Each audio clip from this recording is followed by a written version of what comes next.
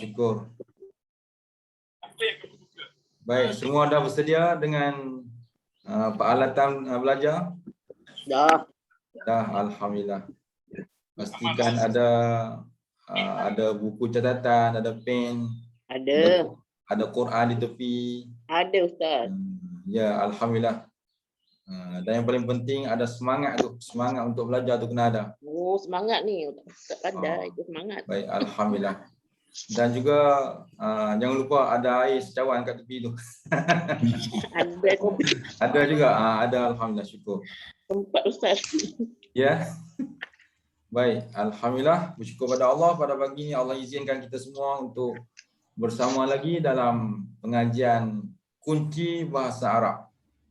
Nama pengunci nak Ustaz nak bagi kunci pada tuan-tuan puan untuk sama-sama kita nak buka apa yang terdapat dalam Quran, apa yang terdapat dalam hadis, apa yang terdapat dalam kalam-kalam ulama yang di dalam bahasa Arab.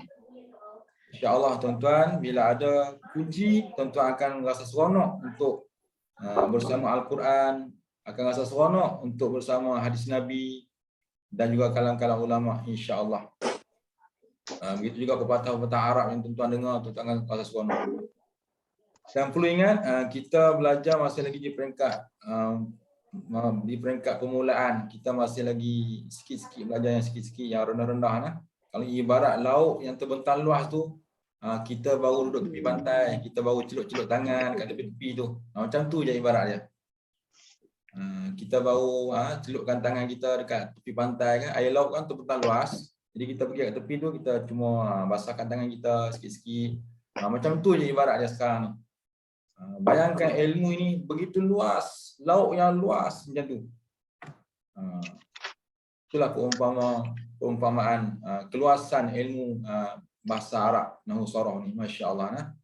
Jadi Ustaz Arab tuan-tuan puan kena bersungguh-sungguh, kena berazam dalam hati, aku nak belajar ilmu sehingga aku faham, insya-Allah. Baik. Tak mukadimahkan dengan nota yang Ustaz bagi banyak-banyak ke atas tu, yang skrin komputer tu, yang tu nak sambung tu sikit supaya kita makin hari makin kita meluas pengetahuan kita. Okay, kalau semalam Ustaz dah terang tentang kalam secara detail. Kemudian hari ini cuba tengok yang kedua tu, iaitu penyusun kalam. Apa dah peta komputer, skrin komputer tu? Highlightkan itu, penyusun kalam. Bantu Ustaz untuk highlightkan yang skrin komputer, penyusun kalam. Yang tu baik, terima kasih. Terima kasih membantu Ustaz untuk memudahkan pembelajaran kita ni, insya-Allah. Biar kita bergerak sikit-sikit supaya nota-nota yang kita dah kongsi tu ada penerangan sedikit demi sedikit dan akhirnya akan habis dan kita akan kongsi nota-nota yang lain pula, insya-Allah. Insya-Allah. Baik, tuan-tuan puan muslim-muslimat yang dirahmati Allah, cuba lihat penyusun kalam, iaitu isim, fi'il, huruf. Isim iaitulah kalau nak letak baris, nanti boleh baca. Kalau tak letak baris, nanti takut tak boleh baca. Isim, definisi dia kalimatun dalat. Kita kata semalam, Nahwu ni dia kena cekap menulis baris yang hujung. Nahwu ni kena cekap mencatat baris yang hujung. Kalimatun dalat ala ma'nan fi nafsiha walam taqtarin bi zamanin wad'an. Tuan-tuan latih macam ni, sekejap je boleh baca kitab Arab tanpa baris. Sekejap je.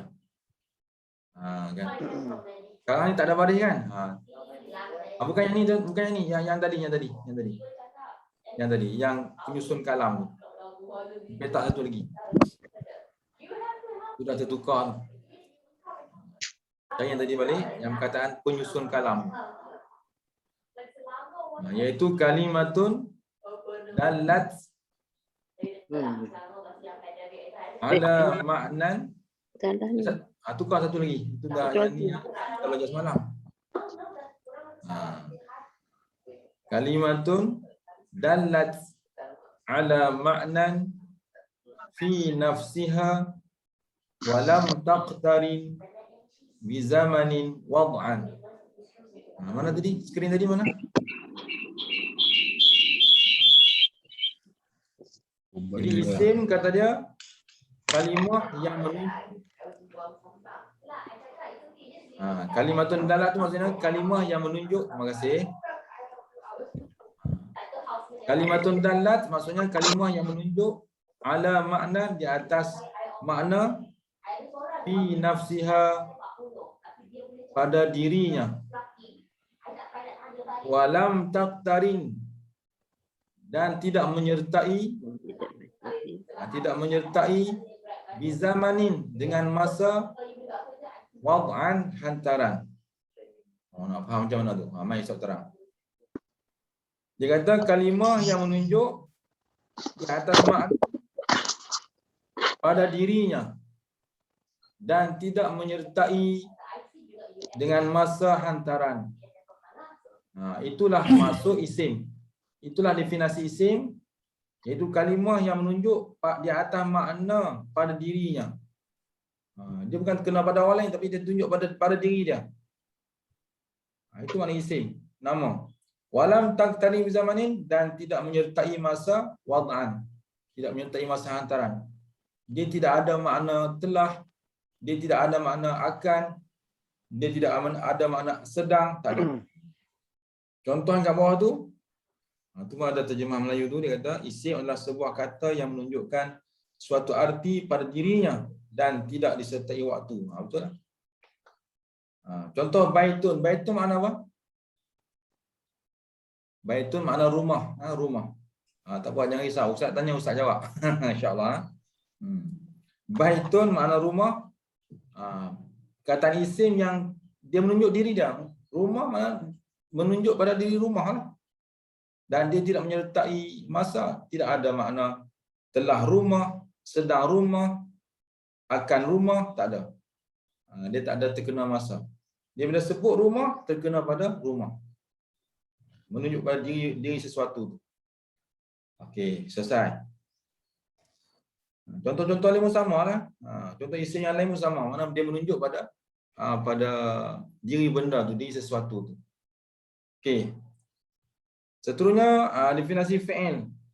Letak mana dia? Letak baris. Kalimatun dallat ala ma'nan fi nafsiha wa qataranat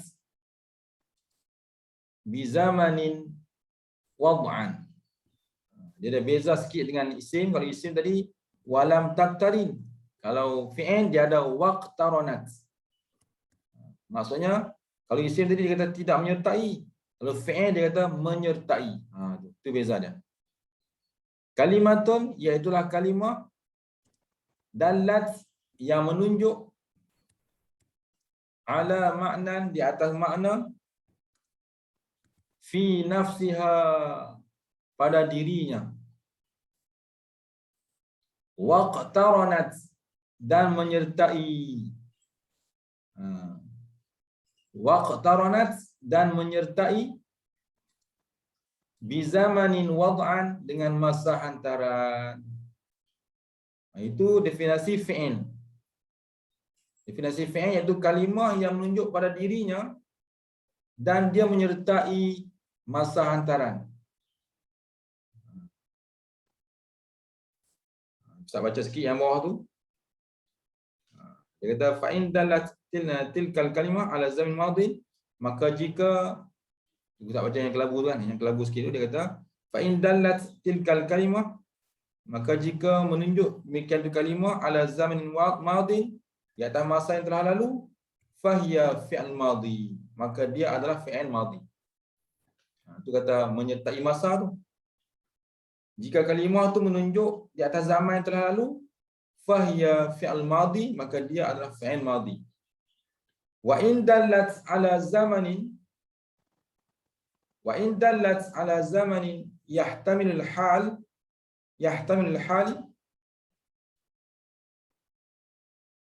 Dan jika menunjuk di atas masa yang menangguh dalam makna hal, makna sedang, wal istiqbal dan masa yang akan datang. Terima kasih ya, full screen. Okay.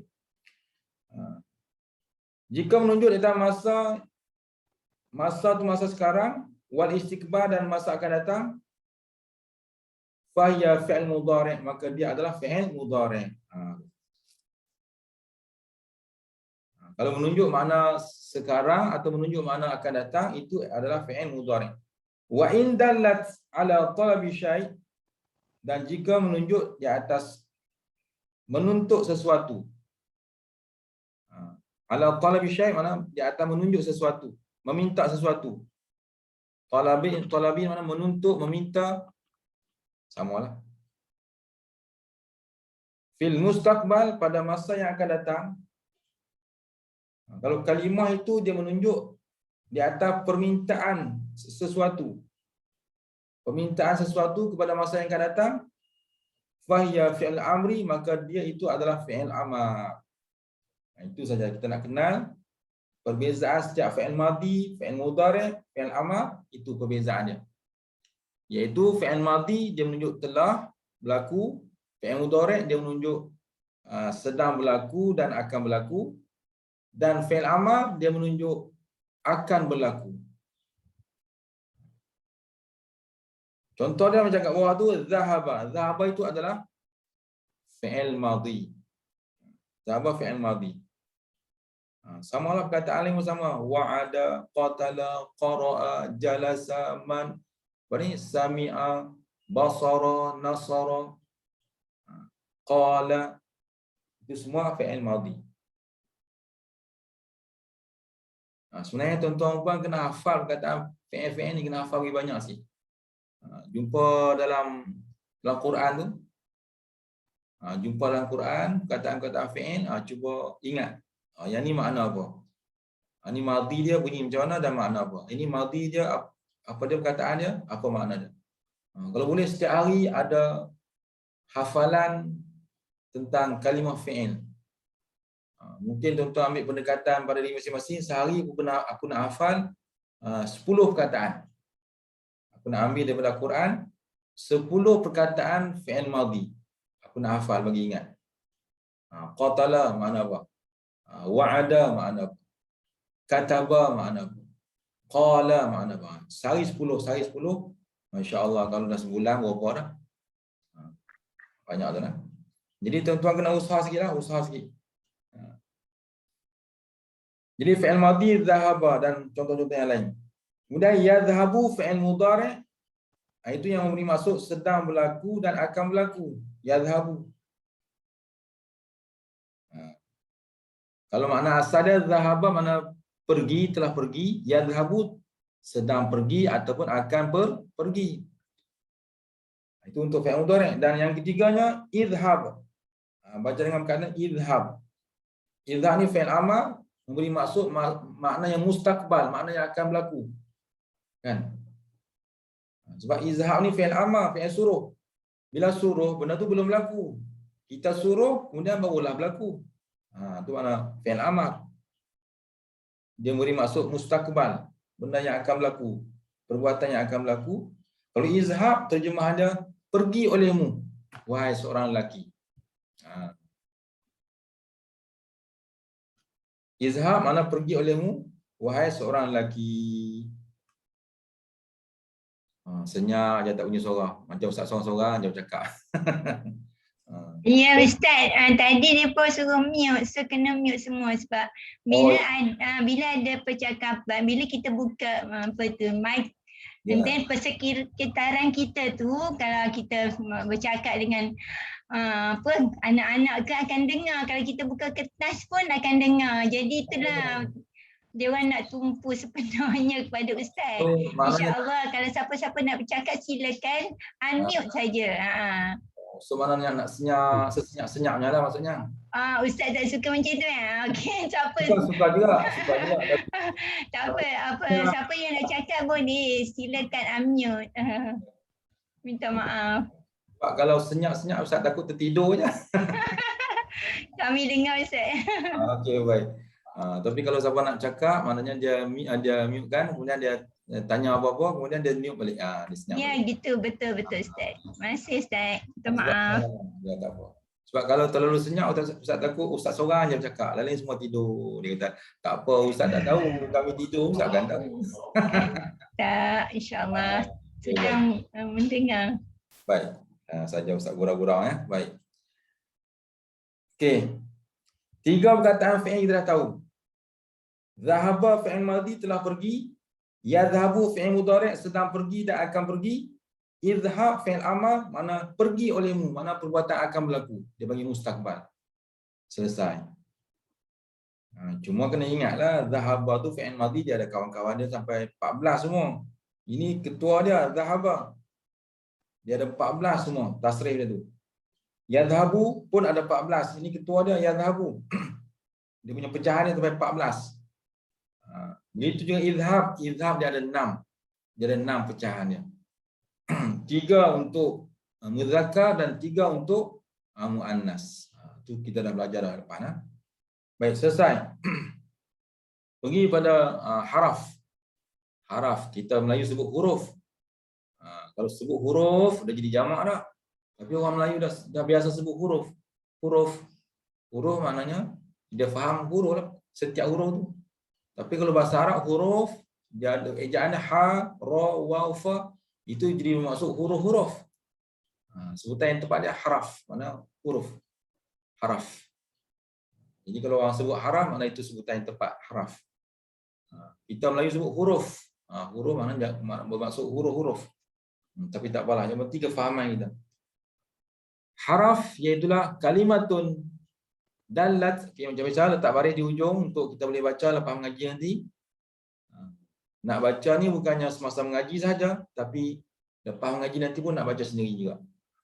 Kalimatun dalat ala ma'nan fi ghairiha. Macam Ustaz kata tadi, nahwu ni dia memberi fokus pada hujung-hujung baris untuk memudahkan bacaan. Kalimatun dalat ala ma'nan fi ghairiha. Ustaz harap satu hari nanti tuan-tuan boleh baca apa ni susunan kalam-kalam bahasa Arab yang tanpa baris. Insya-Allah Ustaz akan bagi satu nota, satu petikan apa-apalah, kisah para anbiya ke, kisah Al-Quran ke apa ke, yang tanpa baris. Ustaz nak tengok tuan-tuan baca macam mana satu hari nanti insya-Allah. Tanpa baris, ada huruf lah, huruf dengan titik je. Okay, kalimatun dalat ala ma'nan fi ghairiha. Huruf adalah sebuah kata yang memiliki arti pada selainnya. Ataupun terjemah Ustaz, huruf adalah kalimah menunjuk di atas makna pada yang lainnya. Itu huruf. Contoh kita kata, azhabu ilal masjidi. Azhabu mana aku pergi, dia fi'il mudhari'. Azhabu mana aku pergi, ilal masjidi ke. Ila tu di huruf. Huruf ni tugas dia, peranan dia untuk memberi maksud yang lain, memberi maksud kepada cerita tersebut. Azhabu, aku pergi ke mana? Ilal masjidi, ke masjid. Jadi tugas peranan ila, peranan huruf ni adalah menyatakan maksud ayat tu kepada yang lain. Itu peranan dia. Kalau tak ada ila, tak boleh faham. Azhabu masjid, aku pergi masjid. Dia boleh faham juga, cuma dari segi grammar bahasa Arab tu tak tepat kalau tidak ada huruf di tengah. Sebab huruf ni dia kata sendi. Kata sendi, jadi dia mesti pengikat antara fi'il, isim, huruf dan sebagainya. Jadi azhabu ilal masjidi, aku pergi ke masjid. Maka kita boleh faham. Sebab ila ni, peranan huruf ni ialah menunjuk makna yang lain. Menunjuk makna melengkapkan cerita tu. Nak urai macam mana lagi? Aku pergi ke masjid. Aku pergi ke kedai. Azhabu ilal dukan. Azhabu ilal fasl, aku pergi ke kelas. Arji'u ilal baiti, aku pulang ke rumah. Kita boleh pelbagaikan contoh. Arji'u ilal baiti. Arji'u ilal baiti, aku pulang ke rumah. Arji'u ilal qaryati, aku pulang ke kampung. Lama tak balik kampung kan. Ustaz dah hampir berapa tahun dah tak balik ni. Allah akbar, rindunya kampung. Kan? Arji'u ilal qaryati. Aku pulang ke kampung. InsyaAllah lah. Rezeki kita balik kampung insyaAllah. Okay. Arji'u mana aku pulang. Ilal qaryati, ke kampung. Daripada kampung lah balik ke bandar. Arji'u ilal Madinah. Bukan Madinah dekat Saudi tu. Madinah ni masuk bandar, mana balik ke pekan, ke bandar. Daripada kampung balik ke bandar. Arji'u ilal Madinah. Masya-Allah. Baik. So mana contoh-contoh huruf kita boleh pelbagaikan supaya kita faham. Jadi ila itu adalah kata sendi, betul ah. Adhabu ilal masjid. Tu. Mana dah boleh tulis tu, mana alhamdulillah. Okey, selesai tentang nota yang berikut yang tersebut. Okay, nota akan datang, kita akan sambung lagi. Kita pergi terus kepada surah Al-Asr. Al-Asr ni dulu kita dah bincang lah di permulaan dulu, tapi Ustaz rasa Ustaz kena ulang balik sebab ikut turutan tu. Cuba highlightkan Ustaz punya nota yang Ustaz tulis tangan tu. Ustaz baru hantar tadi tu. Tulis kat whiteboard. Baik, alhamdulillah. Okay, tuan-tuan nampak tak tulisan tu?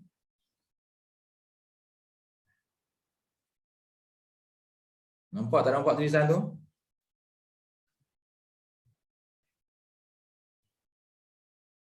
Okay, nampak tersusun ke nampak berkecamuk?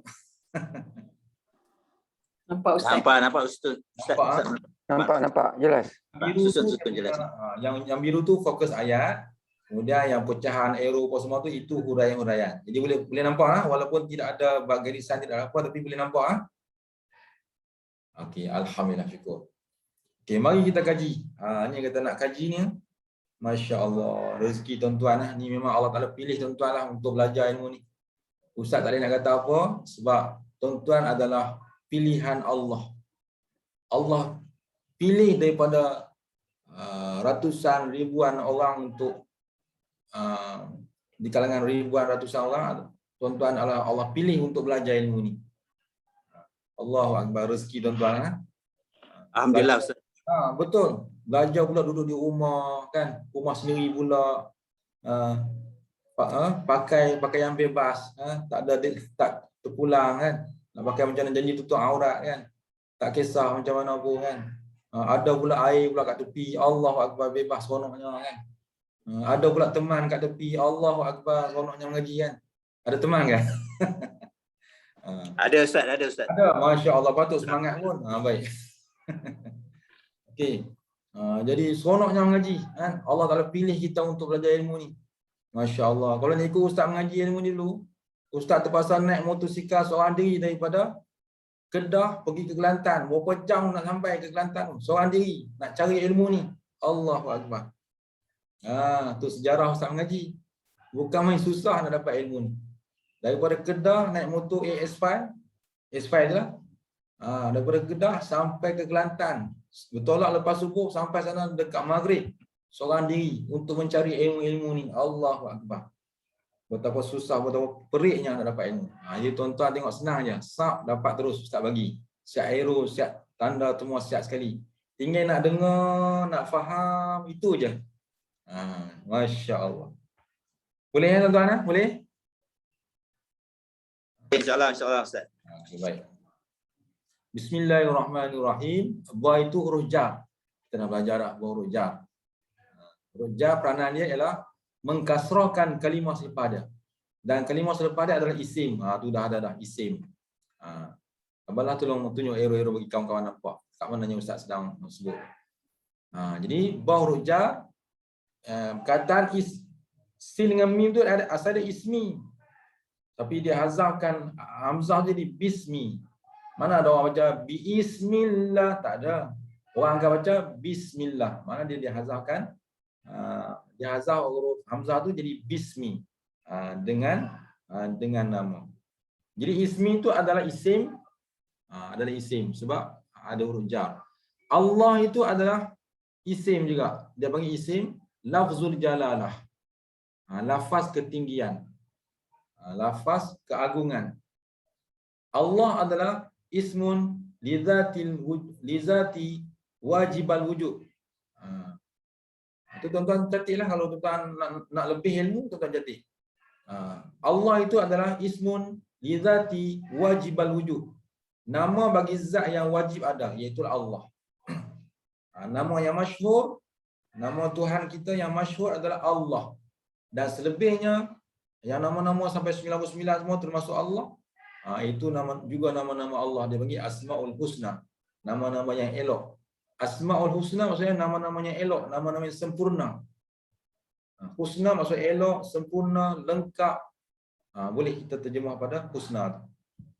Macam-macam lah, Ar-Rahman, Ar-Rahim, Al-Jabbar, Al-Hayyu, Al-Qayyum, Al-Latif. Itu semua Asmaul Husna, nama-nama yang elok, yang sempurna. Jadi Allah disebut sebagai isim lafzul jalalah, lafaz keagungan, lafaz ketinggian.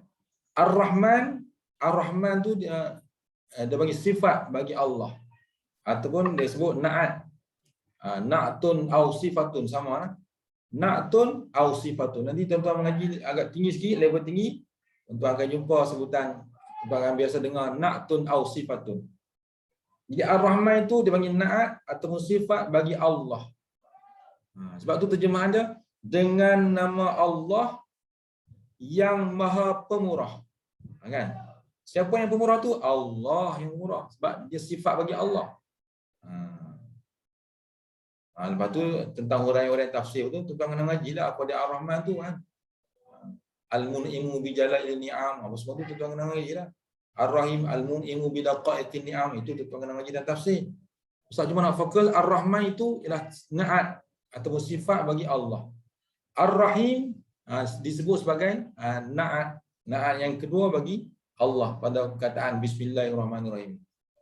Sifat bagi Allah. Sebab itu terjemahannya dengan nama Allah yang Maha Pemurah lagi Maha Penyayang ataupun lagi Maha Pengasihani. Itulah terjemah macam mana pun tak apa, yang penting tidak lari daripada maksud yang asal, yang sebenar, yang asal. Kalau ustaz selalu terjemah dengan nama Allah yang Maha Pemurah lagi Maha Pengasihani. Ataupun lagi Maha Penyayang. Boleh ya. Ya Ar-Rahim dia bagi sifat bagi Allah. Biasa perkataan sifat-sifat ni atau perkataan na'a ni dia baris dia sama. Ar-Rahmani, Ar-Rahimi di belakang dia. Dia tak boleh baca Bismillahirrahmanirrahim. Tak boleh. Bismillahirrahmanirrahim. Tak boleh. Dia kena Bismillahirrahmanirrahim. Dia macam tu. Tuan-tuan perhati dalam Quran. Kalau berkaitan dengan sifat-sifat ni, na'a ni, dia kena baris yang sama. Masya Allah. Okay, daripada situlah tuan-tuan boleh kenal baris, nak baca baris tu. Walaupun tak ada Bismillah tu, tak ada baris. Kan? Dia hanya ada tulisan dan titik. Tuan-tuan boleh baca. Bismillahirrahmanirrahim. Macam tu lah. Tapi bila kita baca yang nak ngaji Quran tu, Bismillahirrahmanirrahim. Kita waqaf kat ujung sebab jadi ma'arif sukun. Itu tentang tajwid pula. Baik. Seterusnya, wal asr. Kalau lengkap barisnya wal asri. Wal asri, wa tu kita dah belajar itu huruf harful qasami, huruf qasam. Huruf qasam maksud dia apa? Huruf qasam siapa tahu? Huruf sumpah. Sumpah. Alhamdulillah. Saya nak dengar suara tu, takut tertidur kan. Okey, ada alhamdulillah. Nampaknya fokus alhamdulillah. Waw huruf qasam, huruf sumpah.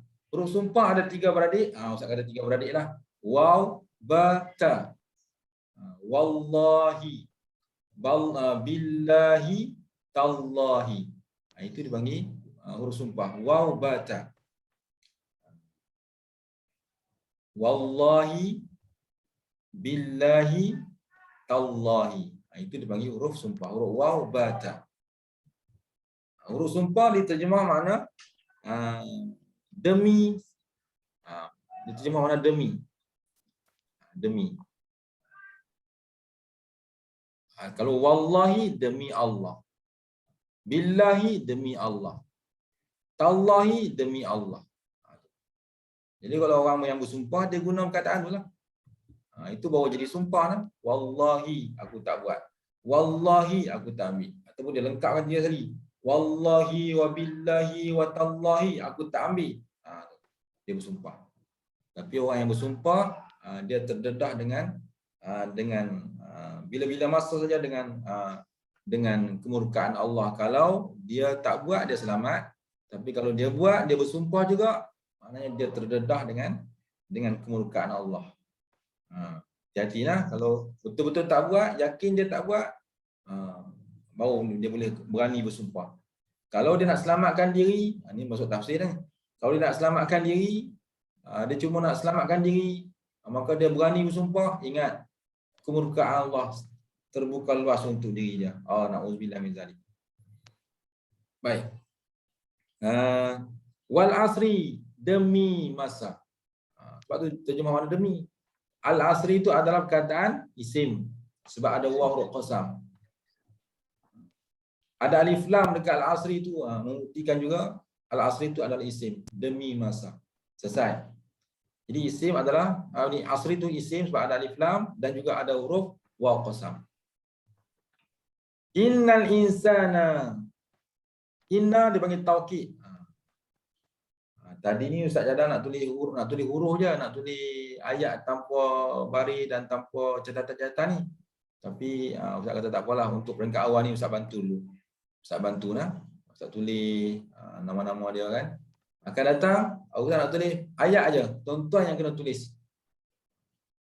Sebab apa sekarang ni Ustaz tulis? Sebab ada yang bila Ustaz kata inna tu taukid, dia kata Ustaz taukid tu tulis macam mana Ustaz? Taukid. Ustaz kena terjemah pula. Ta, waw, kaf, ya, dal. Kat situ pun dah 3 saat dah masa berlalu kan. Nanti Ustaz tulis pula perkataan lain. Ustaz sebut perkataan ni, Ustaz ejaan macam mana? Dah lebih kat situ pula. Jadi sekarang ni Ustaz bantu dulu. InsyaAllah akan datang tuan-tuan yang kena tulis sendiri insyaAllah. Inna dia bagi taukid, dia bagi penegasan. Mana sesungguhnya. Sesungguhnya. Bila ada taukid, perkataan selepas dia mesti baca dengan baris atas. Innal insana. Sebab inna ni dia tunggal dia ialah nasab isim. Nasab isim. Bila nasab isim, mana al-insan tu ialah isim. Jadi kena baca na. Innal insana.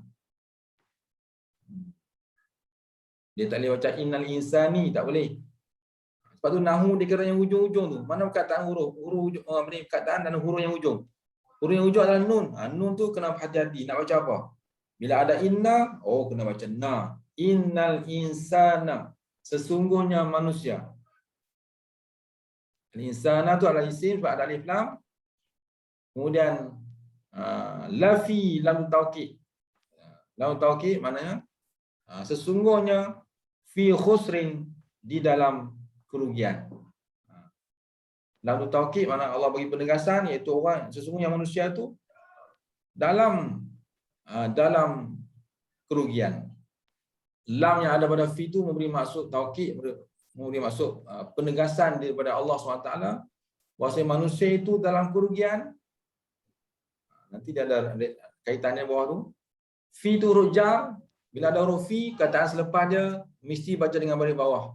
La fi khusrin. Khusrin. Bila perkataan tu tak bergabung mana-mana, dia boleh baca dengan baris tanwin. Dia tidak ada alif lam dekat al khusrin, maka dia boleh baca khusrin. Tapi kalau ada alif lam, dia kena khusri.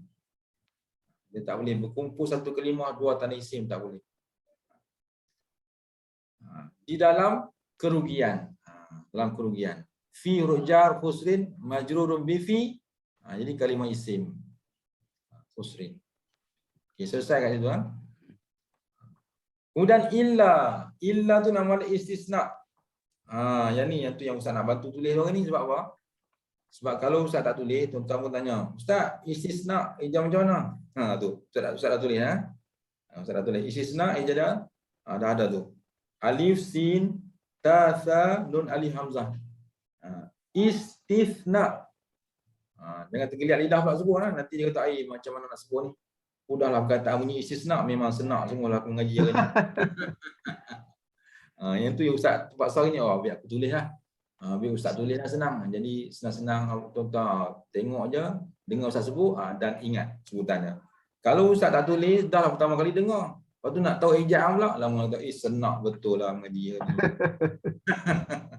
Baik. Ustaz tanya sikit Ustaz. Boleh. Tadi Ustaz kata selepas huruf taukid tu, dia mesti atas tu Ustaz kan? Dekat innal insana lafi la tu yang lafi tu, la tu adalah taukid tu Ustaz kan? Lepas tu fi tu huruf jar. Tetapi dia punya baris masih di bawah Ustaz. Fi tu. Dia punya baris atas tu di mana? Baris atas kat mana? La. Bukannya terlepas huruf taukid tu baru baris atas. Tak. Fi dia panggil huruf. Huruf ni dia mabni. Fi tu memang mabni, tetapi maksudnya saya nak rujuk kalau in tu yang asal tu, innal insa tu, in tu di sana bawah huruf taukid tu. Tadi Ustaz sebut selepas huruf taukid dia mesti berbaris di atas. Untuk huruf taukid la tu, dia punya baris atas dia. Okey, sebab Ustaz fokus kepada la tu, la tu boleh masuk tegas pada penegasan. Dia bukan berperanan macam inna tadi tu. Inna tu baru ada peranan insana. Lafi tu dia lebih fokus kepada penegasan, iaitu sesungguhnya. Kemudian fi tu dia mabni, dia tak berubah apa-apa. Dia tak boleh baca lafia, tak boleh. Jadi di situ penegasan dia adalah taukid, fi tu huruf jar, dia mabni, dia tak berubah. Dan huruf tu isim. Okey, baik. Baik, seterusnya illa tadi istisna. Istisna ni maksudnya pengecualian. Pengecualian illa. Macam kita zikir kan pada la ilaha illallah. Tidak ada Tuhan yang layak sembah melainkan Allah. Itu panggil istisna. Pengecualian. Illa. Okay, ingat, illa istisna. Allazina iaitulah isim mausul. Isim mausul kita dah tahu dah. Itulah perkataan untuk menghubungkan cerita sebelum dan selepas. Mana dia menengahi antara ayat tersebut. Dia nak melengkapkan cerita ayat tersebut. Illa allazi. Kadang-kadang allazi ni kalau duduk di permulaan dia terjemah mana orang-orang yang. Kalau dia duduk di permulaan mana orang-orang yang. Kalau dia duduk di permulaan juga tapi menceritakan kisah Tuhan tentang tauhid dan sebagainya, maka allazina kita kena terjemah Tuhan yang.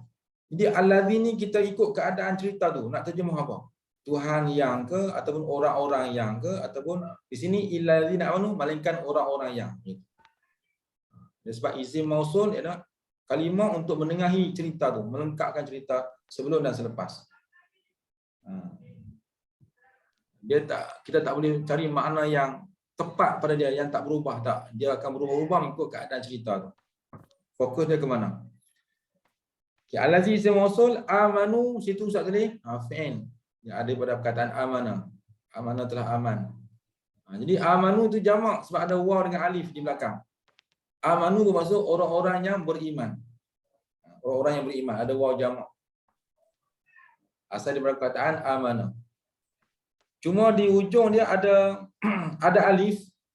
Ada alif selepas waw itu menandakan, alif itu menandakan waw itu adalah waw jamak. Ini dapat ilmu lagi ya. Bila kita jumpa perkataan jamak yang ada waw di ujung dan selepas waw tu ada alif, alif itu menandakan bahawa waw yang sebelum tu adalah waw jamak, bukan waw kalimah.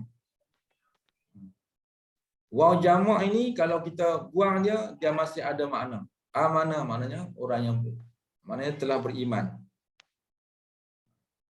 Kalau waw kalimah selepas waw tak ada alif, itu waw kalimah.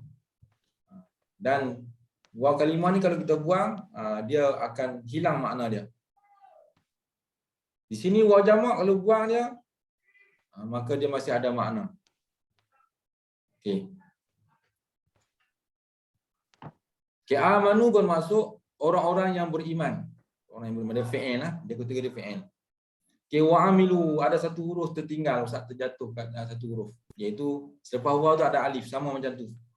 Ustaz nak tulis cepat tadi kan. Wa'amilu, selepas waw ada alif, sama macam amanu. Membuktikan bahawa amilu tu fi'il jamak.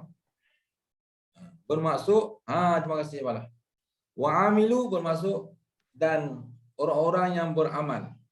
Dia memberi maksud orang ramai. Mana jamak, mana jamak. Wa'amilu asal daripada perkataan apa? Wa'amilu tu huruf dah tambah banyak Amal. depan. Amal. Amal. Apa dia baris dia? Amalah. Aimilam. Amal. Huruf baris dia macam mana baris dia? Amalah. Amala. Amalun.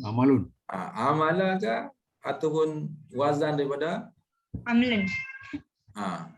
Amalun. dia lebih kepada Uzan. amila. Amila. Dia wazan daripada fa'ila. Dia lebih sesuai bacaan dia amila. Amila ya'malu. Dia wazan daripada fa'ila yaf'alu. Okey, tak apa. Jadi bacaan dia wa'amilu. Asal kataan dia 3 huruf itu ain mim lam. Ain disebut sebagai fa fi'il, mim disebut sebagai ain fi'il, lam disebut sebagai lam fi'il. Apa benda tu Ustaz tu? Kan? Sebenarnya Ustaz kias kepada perkataan fa'ala. Bukankah mengaji surah ni dia punya first kali iaitulah kita mengaji tentang perkataan fa'ala. Fa'ala fa'in lam. Maka datanglah perkataan apa pun kita akan rujuk pada fa'in lam ni. Contoh macam basara. Maka kita rujukkan kita pada fa'ala. Ba tu disebut fa fi'il. Sa disebut ain fi'il. Lam ra disebut lam fi'il. Boleh faham maksud Ustaz? Maknanya huruf-huruf perkataan apa pun dirujuk pada fa'ala. Fa fi'il, ain fi'il, lam fi'il. Okay, buat datang perkataan apa lagi? Perkataan jalasa. Jim tu fa fi'il. Jala. Lam tu ain fi'il. Sin itu lam fi'il. Dia banding dengan perkataan fa'ala. Sebab tu saya sebut fa fi'il, ain fi'il, lam fi'il. Okay, boleh faham yang tu?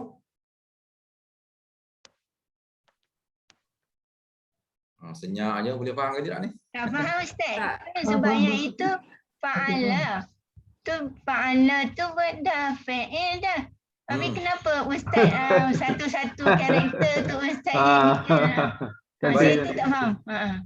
Okey, bila terlekat macam ni kita kena tumpu sekejap kat sini. Dia macam tu lah ngaji Baik. First kali ialah bandingan dia wazan dia fa'ala. Bila mengaji surah, perkataan yang kita kena tahu fa'ala tu bermaksud perbuatan, fa'ala.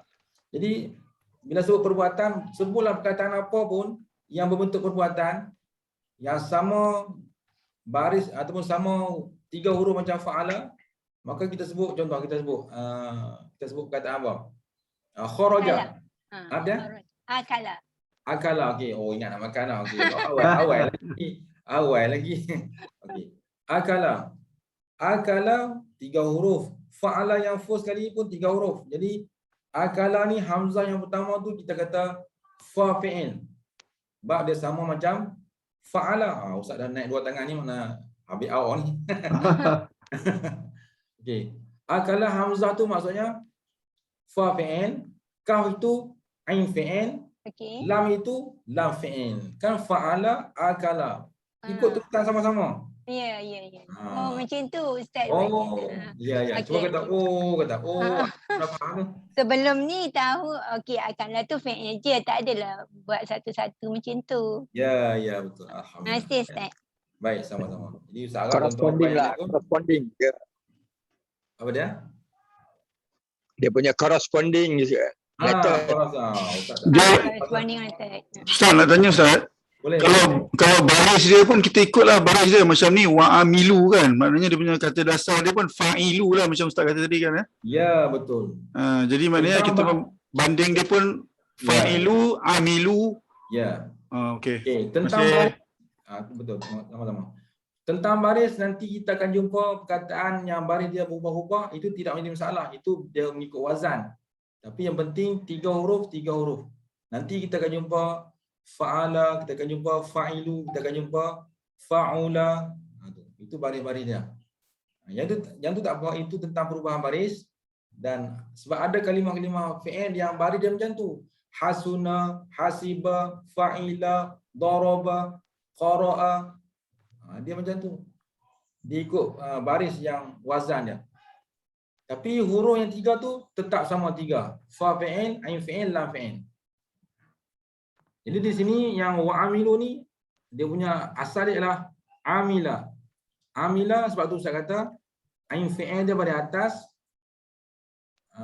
Kemudian fa fi'il tu pada atas, ain fi'il dia iaitu mim tu disebut sebagai fa fi'il. Fa fi'il dia baris bawah dan lam fi'il dia baris atas. Dia sama macam fa'ila wazannya. Jadi wa'amilu asal dia amila ya'malu. Dan beramallah sekalian mereka itu as-salihat. As-salihat itu dipanggil isim sebab ada alif lam. As-salihat disebut sebagai jamak muannas. Jamak muannas salim. As-salihat isim tapi dia jamak muannas salim. Sebab apa dia isim? Sebab ada alif lam. Sebab apa jamak muannas salim? Sebab ada alif dan ta di akhir. Mana alif tu pada alif maddah. Asal tulisan tu adalah ha alif tegak atas, kemudian ta. Tu asal tulisan. Tapi diringkaskan tulisan, maka dia tulis ha, dia letak alif maddah kecil tu, nombor 1 kecil bengkok tu, alif maddah. Kemudian ta. Itulah bermaksud alif dan ta di ujung, dia jamak muannas salim. Kenapa jamak muannas salim pula? Adakah ayat ni menceritakan tentang perempuan? Tak. Dia ada satu kaedah, wa kullu jam'in muannasun. Tulis kaedah tu, penting tu kan. Wa kullu jam'in muannasun. Tiap-tiap jamak, tiap-tiap perbualan memberi maksud ramai, banyak, itu memberi maksud jamak. Memberi maksud muannas. Wa kullu jam'in muannasun. Tiap-tiap jamak, tiap-tiap banyak itu ialah muannas. Bukankah ayat tadi menceritakan orang-orang yang beriman, orang-orang yang beramal, dia banyak. Bila banyak, sesuai dengan perkataan muannas. Setiap jamak itu muannas.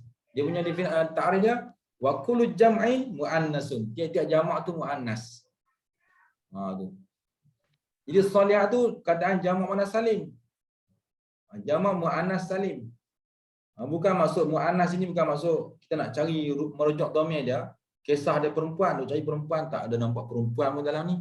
Bukan. Ada ayat-ayat ataupun yang memang kisah tu merujuk cerita perempuan, itu memang berbetulan dengan kataan jamak salim, tak apalah tu. Contohnya kisah surah Maryam Usmatian. Maryam, kisah cerita tentang perempuan dalam Quran kan. Jadi tentu bila ada kataan muannas, itu merujuk pada muannas, memang kisah perempuan ada. Tapi kalau dalam ayat itu tidak ada kisah perempuan, tapi dia cerita tentang banyak, ramai, jamak, maka Allah Ta'ala akan gunakan perkataan jamak. Wa kullu jam'in muannasun. Tiap-tiap jamak itu muannas. Begitu. Allahu Akbar. Okey, boleh? Tarik nafas. Nampak macam nampak macam dah berkeruk dari tu. Boleh faham cakap tu? Berapa orang kita ada hari ni semua? 43.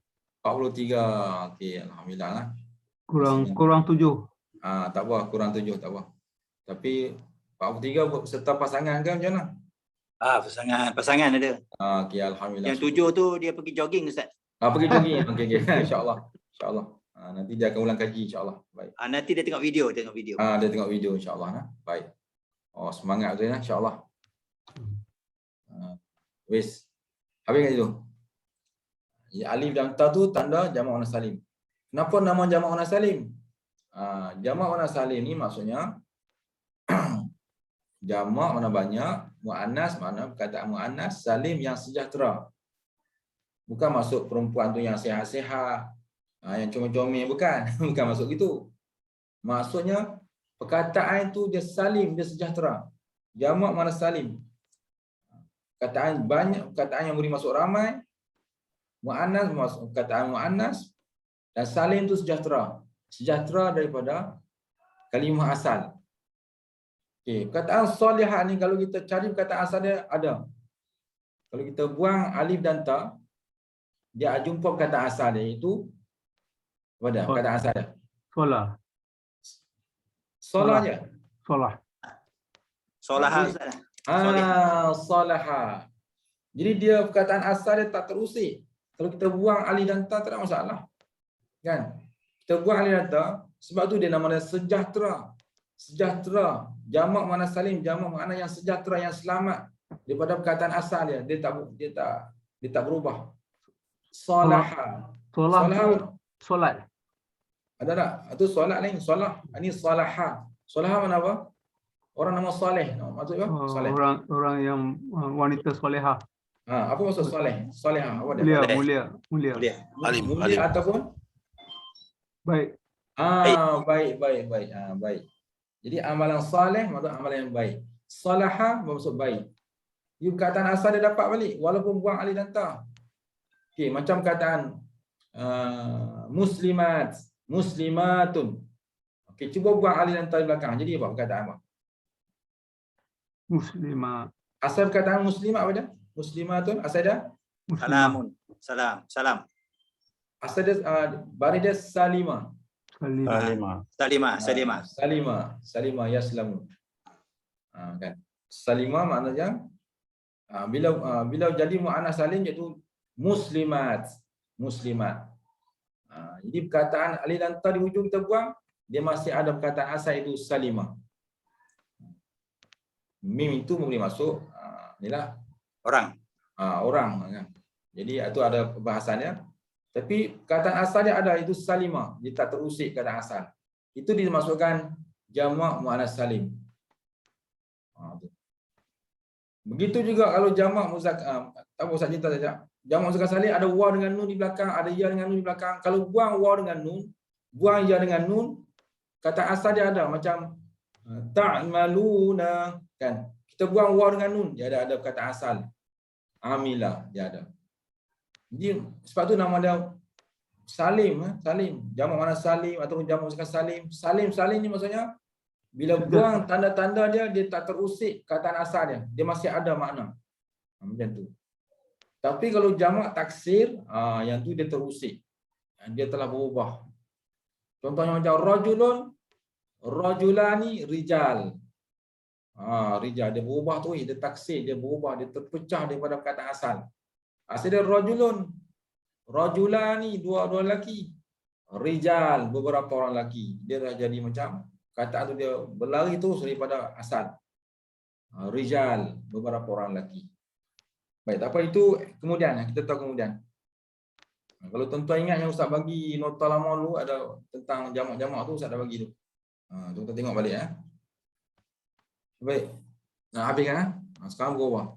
Kat pukul 9. Okey, as-salihat jamak muannas salim. Sebab tu terjemahan dia melainkan orang-orang yang beriman dan orang-orang yang beramal soleh. Wa tawasaw wa ru'ataf. Jadi dia mana dan. Dia ada dan. Dia bersambung dengan ayat sebelum nah. Illal ladzina amanu wa tawasaw bil haqq. Melainkan orang-orang yang dia ataf pada amanu.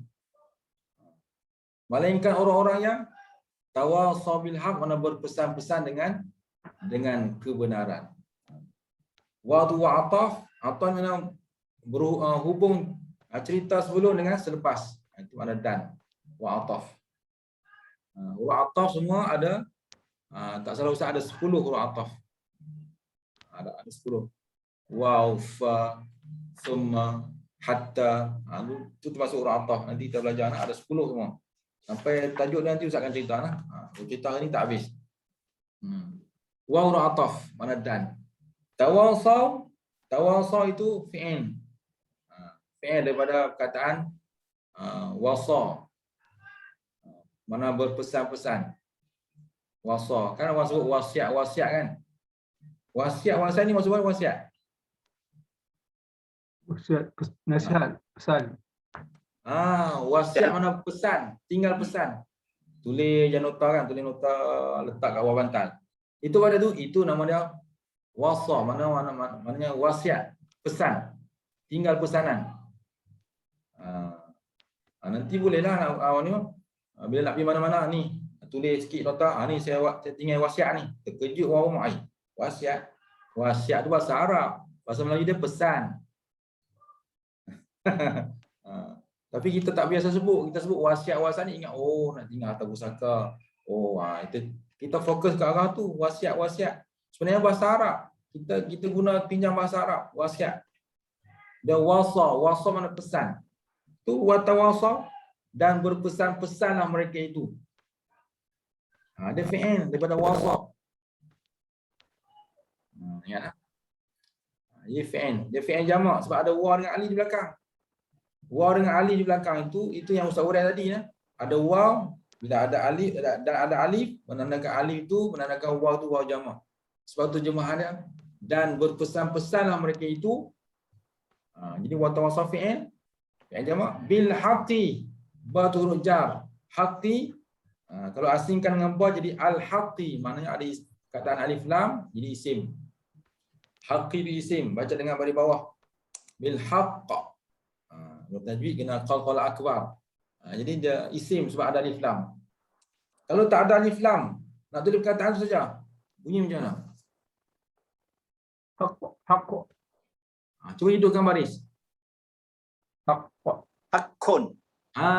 Itu yang asal. Ya, cara kita nak mencari perkataan asal ialah kita letakkan baris dhammah tu. Haqqun. Tapi setelah diusik dengan huruf jar, diusik dengan inna ke apa ke, dia akan berubah mengikut i'rab dia. Itu yang kena berubah di hujung huruf tu. Nak baca qi ke, nak baca qa ke, nak baca qu ke, dia tengok perubahannya. Sekarang ni ba dah usik dia, maka dia tak boleh baca haqqun, dia kena baca bil haqqi. Betul tak dalam Quran bil haqqi? Betul? Bi huruf jar jadi kena baca haqqi bil haqqi sebab ba huruf jar dia, ba tu yang mengusik dia jadi mengusik pula. Ni maksud ba tu yang menyebabkan haqqi tu baca dari bawah. Maaflah Ustaz guna bahasa-bahasa Ustaz mudah sikit. Baik. Wa tawasaw bis sabr. Ni pun sama huraian tadi, wa huruf ataf. Ataf berkata ataf pada amanu tadi. Illa alladzina tawasaw bis sabr. Melainkan orang-orang yang berpesan-pesan dengan kesabaran. Cara ataf ni macam tu lah. Dia bila ada selagi ada huruf ataf, dia ada kaitan dengan ayat sebelum tu. Sebab tu cara ataf dia macam ni. Illal ladzina tawasaw bis sabr. Jadi ayat tengah-tengah yang kita amanu wa amilus solihat wa tawasaw bil haqq kita letak tepi sekejap, maka kita ambil balik kita asal dia illal ladzina tawasaw bis sabr. Melainkan orang-orang yang berpesan-pesan dengan kesabaran. Itu cara ataf. Ataf ni adalah bila selagi ada huruf ataf, selagi itulah dia ada rentetan cerita dengan sebelum. Jadi wa huruf ataf, tawasaw huruf macam tadi iaitu fi'il. Wa tu wa jamak, alif tu alif tandakan wa jamak. Tawasaw asal daripada wasa, mana pesan. Bis sabri sama huruf macam bil haqqi iaitu huruf jar, as-sabri isim ada alif lam. As-sabri itu baca dengan ri sebab ada ba. Kalau perkataan tunggal sabri boleh baca dengan macam mana baris dia?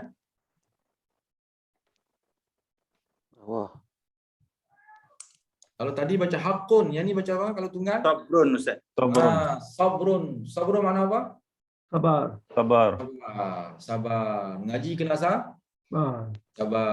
Innallaha ma'as sabirin mana apa? Innallaha ma'as sabirin. Sesungguhnya Allah bersama orang yang sabar.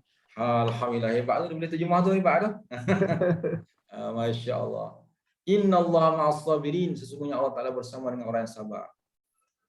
Kalau pergi pada huraian lain, sabar ada 3 peringkat. Nanti dalam Quran Allah akan hurai apa sabar tu. Sabar ni iaitulah sabar melakukan ketaatan pada Allah. Itu ranking pertama. Yang kedua, sabar meninggalkan larangan Allah. Ranking kedua. Yang ketiga, sabar menghadapi ujian hidup. Ini yang ketiga. Rupanya ujian-ujian hidup ni itu ranking yang ketiga. Kesabaran yang kita hadapi yang ketiga. Kita diingat itu yang pertama kan. Susah tu susah ni susah. Itu kita ingat yang pertama. Rupanya sabar yang pertama adalah sabar mentaati perintah Allah. Nak solat bukan senang, nak mengaji, nak buat amal ibadat bukan senang. Nak buat amal-amalan yang Allah fardukan, yang wajib, yang sunat, yang semua ni bukan senang. Itu kesabaran ranking pertama. Kesabaran yang kedua itu sabar meninggalkan larangan Allah. Itu kesabaran ranking kedua. Dan kesabaran yang ketiga itu sabar kalau sakit gigi, sabar kan. Pergi masjid hilang kasut, sabar kan. Macam-macam contoh sabarlah. Untuk boleh senarai berapa banyak ujian-ujian hidup ini, itu ranking yang ketiga. Tetapi ramai orang yang anggap ujian hidup itulah kesabaran yang pertama yang dia kena hadapi. Salah. Sebenarnya itu yang ketiga. Salam Ustaz. Salam Ustaz. Ya. Ustaz. Huruf ni kalimah ma'a tu apa Ustaz? Mana ma'a ada kan? Ma'as sabirin yang okey. Yang ma'as sabirin. Ma'a tu dia kalimah apa tu Ustaz? Kalimah apa? Okey. Inna taukid, inna Allah isim ma'as sabirin berserta dia zarah. Dia zarah maksudnya bersama orangnya, zarah. Berserta bersama dia zarah, zarah makan. Mana dia memberi maksud berserta bersama dia zarah. Zarah Ustaz ya, zarah. Zarah. Dia termasuk dalam kategori huruf lah, huruf. Huruf ya, huruf. Dia kata dia bukan fi'il. Ya sama. Dia bukan fi'il, dia bukan isim. Bila bukan fi'il bukan isim, dia termasuk kategori zarah iaitu isim. Ni huruf. Sesungguhnya Allah bersama dengan orang yang sabar. Sadaqallahul azim. Jadi hari ini ni sampai situ saja. Ustaz dah kering tekak lah. Jadi itulah kita mengaji ni bahasa Arab kata qalilan fasara jabalan. Sikit-sikit lama-lama jadi bukit. Itu insyaallah. Lama-lama jadi bukit insyaallah. Sikit-sikitlah mengaji lah. Wallahu a'lam. Mungkin Ustaz buka satu soalan je. Satu soalan saja. Last.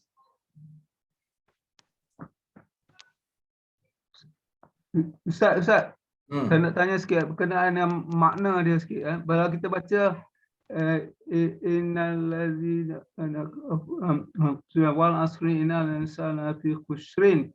Kita tu dah demi masa manusia itu dalam kerugian. Jadi tak sedap berhenti di situ Ustaz. Pasal dia kita ni semua rugi. Kita kena sambung balik Ustaz. Betul. Macam Ustaz ajar dulu tak boleh, kalau boleh lah wakaf tak apa, tapi kalau makna cantik, kalau kita berhenti dekat illa allazi. Macam mana kita bunyi wal asri innal insana lafi khusr illa. Kita berhenti situ. Itu saya dengar Ustaz Ustaz Rasli Muhammad Rasli Mazin. Guru saya tu guru saya tu. Dia hebat tu, dia kata macam tu baca.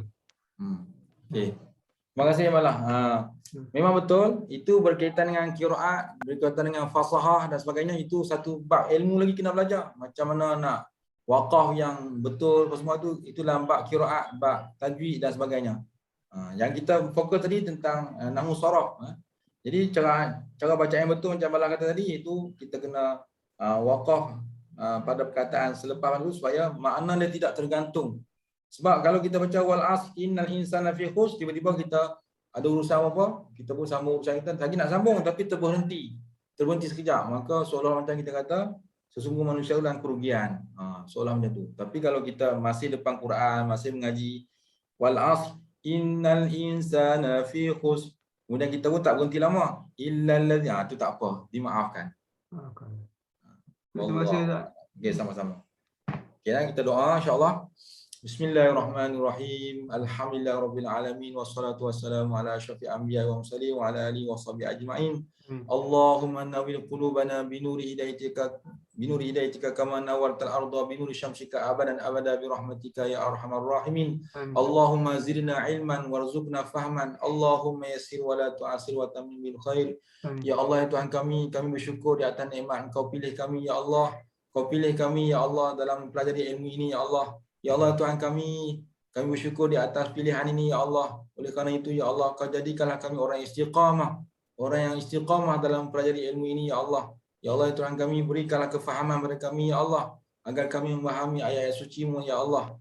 Ya Allah Tuhan kami, bukakanlah pintu hati kami ya Allah, terangkanlah pintu hati kami ya Allah, untuk kami memahami ilmu yang telah kami belajar ya Allah. Rabbana atina fid dunya hasanah wa fil akhirati hasanah wa qina azaban nar. Wa sallallahu ala sayyidina Muhammadin wa ala alihi wa sahbihi wasallam. Walhamdulillahi rabbil alamin.